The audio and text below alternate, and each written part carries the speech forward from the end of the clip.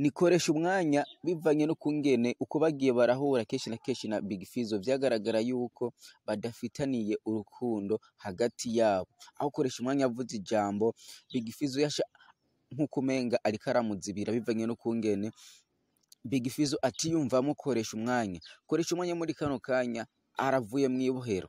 Benshi bariko baribaza kubera iki yafunzwe, benshi bagasha babishira kuri Big Fizzo, ariko Big Fizzo tubibutse yuko muri kino gihe atari ku butaka bwo Burundi, yajabutse igihugu agiye guserukira igihugu mu kazi kiwe k'umuziki ndetse n'imirimo yiwe ya misi yose, aho Big Fizzo ari mu baririmbyi ngaha mu Burundi bemewe ndetse bakaba banakunzwe cyane. Benshi bakibaza mbega Big Fizzo yoba yapfuye ikinakoresha umwanya kugenda hanze amusize mw'ibohero, aho amajambo menshi agiye atandukanye yavuze ati Big Fizzo ntiyigeze akora ikosa ahubwo akoresha umwanya niwe yakoze ikosa.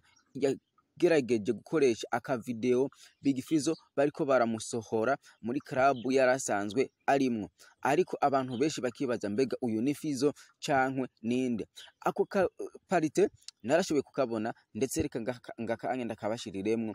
Uriko uramuraba Fizzo ntiwigeze unamubona, warabonye umuntu asa na Fizzo. Uriko uramuraba Fizzo ukumwere bamufashe bamusohoye bamwengenga nkuko umenga bamufitiye urukundo, ariko icatumye Big Fizzo ababara mbega ni giki? Yes, bakunzi ba Cubaro TV baranyamuka na subscribe na comment. Kuri mikoro muri kumwe na Jasmine Masambamba, nije ngerageza kubaha amakuru menshi agiye atandukanye kumvuye kugira tubandanye turyosha industry yacu entertainment muri rusangi tuyiduze. Ni Big Fizzo muri kino gihe atakiri ku butaka bw'u Burundi, ariko amajambo menshi agiye atandukanye ariko araca ku mbuga ngurukana bumenyi yuko umugenzi wacu dukunda cyane umwe yarondeye izina mu gukora ibiganiro ibi nibi na biriya bikoreshwa umenga ariko arakubitwa, ariko ni muri bimwe byamufashije kuduza izina.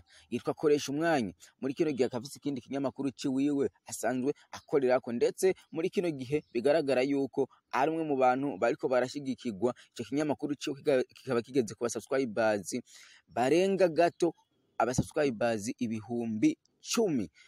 Nibaza yuko subscribers ibihumbi 10 ari mu bantu ba mbere boba nawe nyene ari mu bantu baba bakurikiranwa cyane, aho bariko baravuga amajambo menshi agiye atandukanye. Koresha umwanya kwa kundi adahuza na Fizzo, niyo mpamvu yafunzwe. Benshi tukibaza mbega Koresha Umwanya azovuga iki, asobanurira iki abarundi, asobanurira iki abafana biwiwe?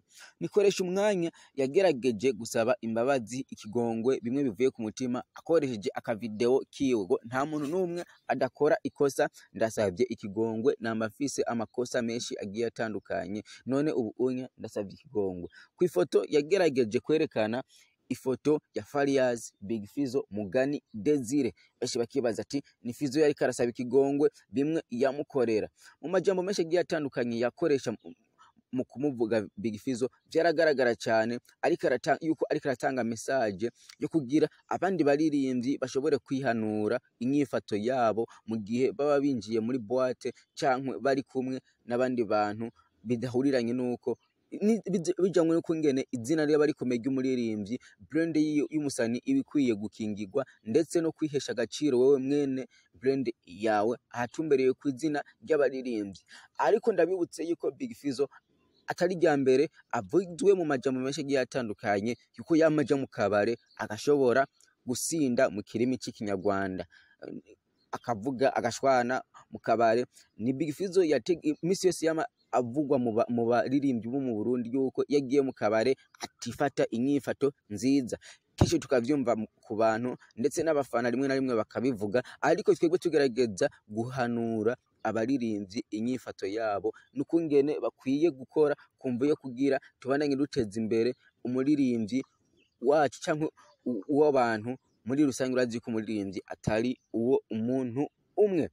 Muri kino gihe ndabibutse yuko abaririmbyi benshi b'u Burundi rimwe na rimwe turibaza ati hit, turamaze umwaka tutaronka hit, turamaze umwaka tutabona umuririmbyi ashoboye kuba yoduga hejuru. Tubona babandi turetse umuririmbyi nka Rinoji, ari we muririmbyi wa mbere aheruka kuboneka afise indirimbo 2 zakunzwe cyane, ndetse akaba ari umwe mu baririmbyi abasani benshi bakomakomeye banapostinze, akaba ari nawe wa mbere w'umuririmbyi yashoboye guhabwa korabo n'uwundi muririmbyi mugenzi we Satubi, bivanye n'ukungene inyifato yiwe akora n'ukungene ashobora kuba yo kwigenza mu bandi baririmbisha kwicisha bugufi. Muri make bakunzi ba Cyubahiro TV, ndimwe mu bantu nkunda kubona content cyangwa insolite ku baririmbyi bo mu Burundi. Benshi bakibaza ati mbega bikwiye kugenda gute kugira tuze turamenya amakuru y'abandi y'abaririmbyi bakora ama insolite agiye atandukanye.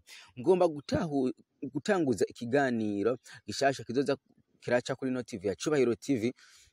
Nibaza yuko muzoma support nyinshi igiye itandukanye kumvuye kugira duteze imbere industry entertainment muri rusangi, tuyiteze imbere, twagure imbibe. Turashaka gukora ikiganiro ata muririmbyi dutumiye, turashaka gukora ikiganiro ata muntu numwe tubwiye dukorana ikiganiro, tugakora content ihuriranye n'umuririmbyi ibyo yakoze. Barange mukanda subscribe na comment, turabakunda cyane. Kuri mikoro mari kumwe na Jasmine Sambamba. Bye bye. Nikoresha